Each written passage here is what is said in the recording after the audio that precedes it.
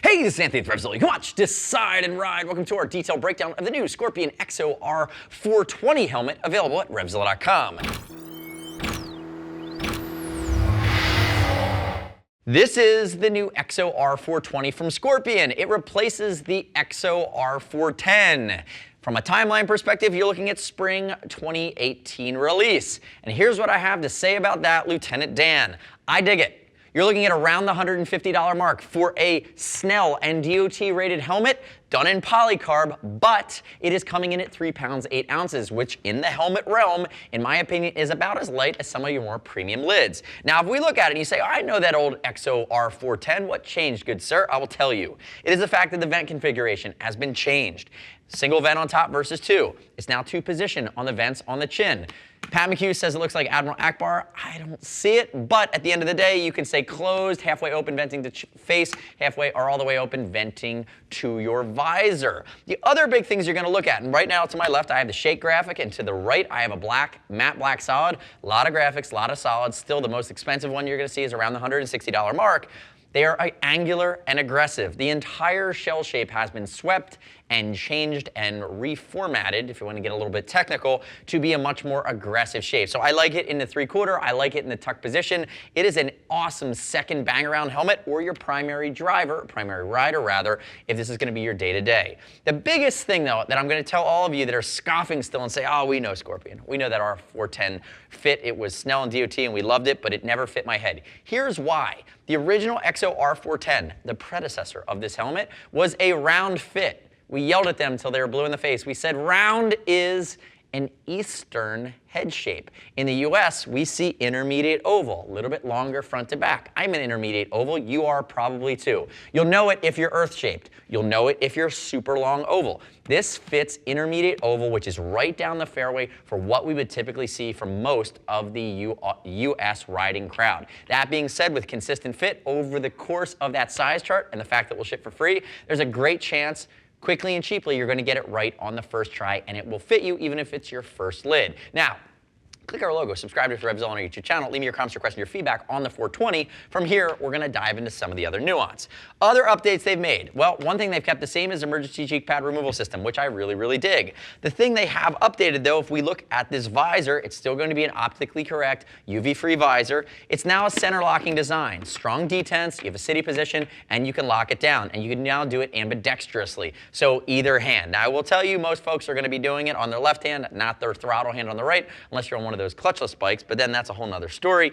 But ultimately, you do have that flexibility there. The other part, too, is that it's the Ellip-Tec II system, which means this is spring-loaded. When it comes down, this mechanism sucks back in, and it creates a better seal around the weather stripping. So whether it's head checks at speed, whether it's getting caught in a cloud burst, or commuting in it, you're going to have a better chance to stay shielded from Mother Nature, which is a nice touch. Along with this Aero Restyle, again, polycarb, it's not going to be fiberglass. You can step up to fiberglass. Note the way the back is set up, passive venturi vents that are covered by this, so they're not going to pull on any water, but ultimately they're going to help for air extraction where moist air getting pulled over your head out through that vacuum, ultimately keeping you cooler, keeping you more comfortable. So, while it looks aggressive and it's a leap forward, and they've changed the vent scheme and they've changed the aerodynamic profile and some of the guts, remember, this is still what I would consider an entry-level helmet with some mid-range features. Emergency cheek pad, the style, as well as the fact that it covers that Snell safety rating. Now, if I turn it on its side, and we get a gauge on the inside, it's KwikWick II, which is the same liner as the previous model. See a couple pops of reflective, microfiber coupled with synthetic leather, making it comfortable, making sure it won't fall off your bike. If I pull it out, it's going to be a double D-ring construction. I actually really dig the way that Scorpion typically integrates and develops its cheek pads. Notice the large contour there. Notice the fact that it connects underneath the neck roll connects in between the shell and your EPS liner, so getting it out of the way. And as I pull out the other side here, I'm going to pop it off. Notice there is an emergency cheek pad removal system, which allows you to just easily slide it out. But again, so I don't have to fully reset it, I'm just going to pop it out across its normal snap line. And then note the way that the neck roll is integrated too. One of the nice parts about the neck roll and the comfort liner is that I pull it out, what you're going to see is the points of connection are at the brow, which eliminate pressure points at the top of the head.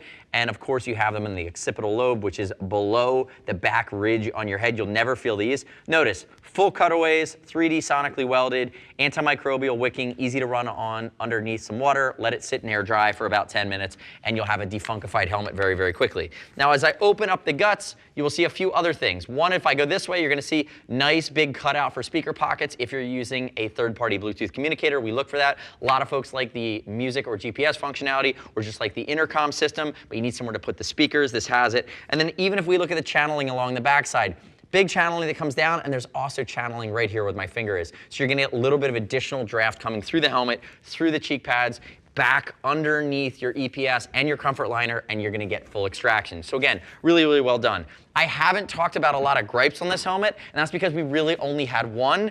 It's not a pin lock ready shield. You can buy an EXO-R420 pin lock shield. You'd buy it separately, and then you buy a pin lock lens. It is an add-on, but ultimately if they put it in, I bet we'd see this coming in closer to the $200 mark, which makes it more of an investment. And I can't really knock Scorpion for erring on the side of accessibility for a Snell DOT rated helmet that's very light with great features that should cater to just about anybody. Notice on my left, I have the very popular shake graphic, and then like I said, on the right, you're going to have here, that looks like a mess, you're going to have your matte black version, but all in, the next step in your journey is click the info button, your desktop, your mobile device. Visit the product detail page at RevZilla.com. Read other rider reviews. You should not just take my word for it. As always, we'll ship for over $39. If you want to talk to a gear geek, see us at RevZilla.com or 877-792-9455. Thanks for watching our detailed breakdown. Remember, subscribe to us at RevZilla on our YouTube channel. Stay up to date with our opinion of the latest and greatest in the moto universe. I'm Anthony. We'll see you next time.